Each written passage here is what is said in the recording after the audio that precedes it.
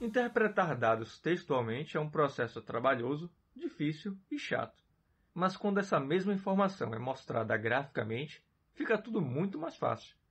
Padrões e relações que poderiam facilmente passar desapercebidos, mesmo por um leitor atento, agora ficam perfeitamente nítidos e intuitivamente interpretáveis.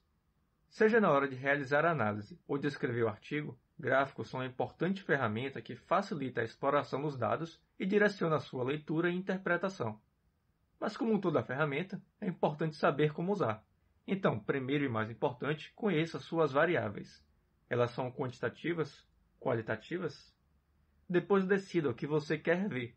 Existem gráficos para visualizar uma única variável, com suas frequências, e existem gráficos para correlacionar duas ou mais variáveis, sejam elas quantitativas ou qualitativas.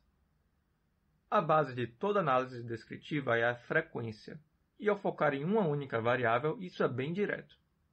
Para visualizar uma única variável qualitativa, existem gráficos voltados para a frequência absoluta e outros para a frequência relativa. O gráfico de barras é muito conhecido, muito simples e muito bom para comparar frequências absolutas. Cada barra representa uma categoria, sua base pode ficar no eixo horizontal ou no vertical, e sua extensão no eixo oposto representa a frequência dessa categoria. Para representar a precisão de uma estimativa, como um intervalo de confiança, pode-se traçar uma linha acima e abaixo do topo da barra. Uma barra empilhada pode ser usada para comparar as frequências relativas. A barra inteira representa o total de indivíduos, cada categoria é representada por uma camada, e sua respectiva extensão indica sua parcela, sua porcentagem do total. Lembrando que sempre que se usa a frequência relativa, é importante indicar os valores absolutos em algum lugar. O gráfico de setores, famoso gráfico de pizza, é muito popular e também é usado para representar a frequência relativa. Cada fatia representa uma categoria, e seu tamanho, o ângulo da fatia, representa a sua porcentagem. Porém, esse gráfico é uma questão controversa entre estatísticos. Se possível, evite usá-lo. Definir visualmente com precisão a diferença entre cada fatia é complicado. Nosso cérebro não é muito bom para identificar e comparar ângulos visualmente, então fica muito fácil cometer um engano. Mesmo um gráfico de barras, que é voltado para a frequência absoluta, facilita mais a comparação. E para dar ênfase na contribuição de cada parte ao total, uma barra empilhada é sempre uma boa alternativa. Mas se ainda assim você quiser muito usar um gráfico de setores, então lembre-se que a frequência absoluta deve sempre estar descrita em algum lugar. Nunca separe as fatias e jamais coloque uma terceira dimensão. Isso vai distorcer a visualização de todos os ângulos, tornar os pedaços mais próximos visualmente maiores e os mais distantes menores, destruindo completamente a já pobre visualização que esse tipo de gráfico tinha. Para ilustrar uma única variável quantitativa, continuamos com foco na frequência. No gráfico chamado histograma, divide-se os resultados em faixas para visualizar a frequência absoluta de cada faixa.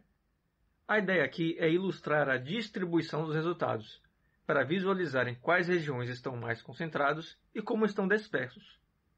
É possível também calcular a curva de densidade dessa distribuição, que aproxima a frequência relativa de qualquer faixa de valores de acordo com sua área dentro da curva. Caso queira visualizar a relação entre duas variáveis, existem outras opções.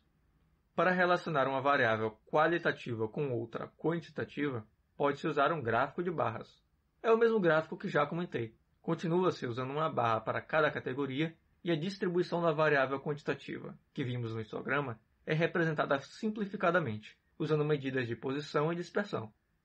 Aqui, a extensão da barra vai indicar a média do grupo, e de seu topo pode-se estender linhas para indicar o desvio padrão.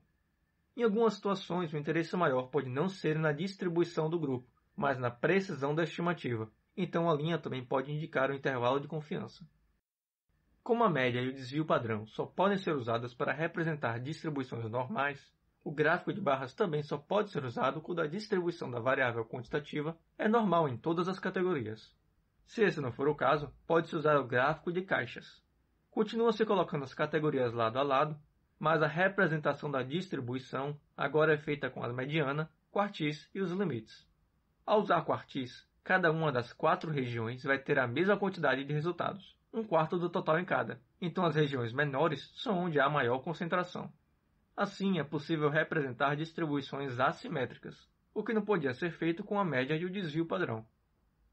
Para comparar duas variáveis qualitativas, pode-se usar barras agrupadas. Separa-se uma região para cada categoria de uma das variáveis e coloca-se em cada região uma barra para cada categoria da outra variável. A extensão das barras novamente indica a frequência absoluta. Para comparar a frequência relativa de duas variáveis, basta colocar duas ou mais barras empilhadas lado a lado. Importante: nunca tente comparar dois gráficos de setores lado a lado. Simplesmente não funciona. A comparação entre duas variáveis quantitativas pode ser feita com um gráfico de dispersão.